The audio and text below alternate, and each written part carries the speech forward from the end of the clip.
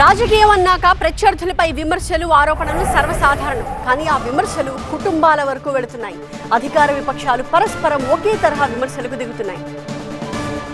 పాలసీలు విధానాలపై కాకుండా వ్యక్తిగతంగా తిట్టడం ఈ మధ్య కాలంలో కొందరికి అలవాటుగా మారింది. మరికొందరు నేతలైతే కుటుంబ సభ్యులపైన విమర్శలు చేస్తున్నారు. రాజకీయాల్లో లేని వారిని సైతం ప్రస్తావిస్తూ విమర్శలు చేసే వరకు వెళ్ళింది రాజకీయం. తెలంగాణ సీఎం రేవంత్ పదజాలం ఏమాత్రం బాగోలేదంటూ కేటీఆర్ కూడా డోస్ పెంచారు. రేవంత్ ను జాగ్రత్తగా చూసుకోవాలంటూ ఆయన సతీమణికి బహిరంగ సూచన చేశారు. నిన్న జనగామ మీటింగ్, ఇవాళ ఖమ్మం సభలోనూ ఇదే తరహాలో కేటీఆర్ మాట్లాడారు. సుఖంగా క్రికెట్ ఆడుకుంటా, ఫుట్బాల్ ఆడుకుంటా టైంపాస్ చేయి, ఏందో అర్థం కాదా, ఒర్రుడేందో ఆ కొట్టుడేందో. నిన్న చూసిర్రా మీరు? ఆయనకు సెక్యూరిటీగా ఉన్న ఒక పోలీస్ అధికారిని కొడతాడు. చూసిర్రా లేదా వీడియో? సెక్యూరిటీ వాళ్ళని కూడా కొడతావు ఆఖరికి నువ్వు.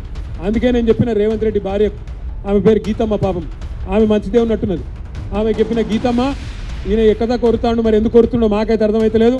నువ్వు అర్జెంటుగా కట్టేయి, లేకపోతే ఇప్పుడు ఒరుతుండ్రు, రేపు కరిసినా కరుస్తాడు, పిచ్చిలేసి అని చెప్పిన. కేటీఆర్ కు అదే రేంజ్ లో కాంగ్రెస్ కౌంటర్ ఇస్తోంది. కేటీఆర్ ఇష్టారీతిన మాట్లాడుతున్నారని ప్రభుత్వ విప్ ఆది శ్రీనివాస్ విమర్శించారు. కుటుంబ రాజకీయ సమస్యలతో కేటీఆర్ కు ఫ్రస్ట్రేషన్ వస్తోందంటూ ఆరోపించారు. కేటీఆర్ ను కుటుంబ సభ్యులు జాగ్రత్తగా చూసుకోవాలంటూ సలహా ఇచ్చారు ఆది శ్రీనివాస్. ఇంట్లో పోరు,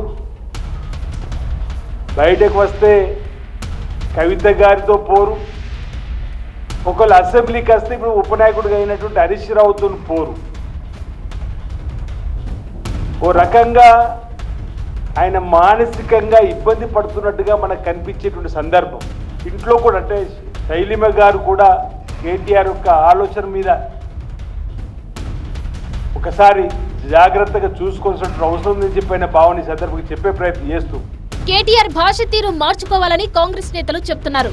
సొంత చెల్లె కవిత ఎపిసోడ్తోని బహుశా మైండ్ బ్లాక్ అయ్యే విధంగా మాట్లాడుతుండేమనేటువంటి మాటలు ఈరోజు భీమ్గా సాధారణ ప్రజలు కూడా అనుకుంటున్న వేళ తెలంగాణ రాజకీయాల్లో నడుస్తున్న ఈ తిట్టదండకానికి ఎక్కడ ఫుల్ స్టాప్ పడుతుందో చూడాలి మరి.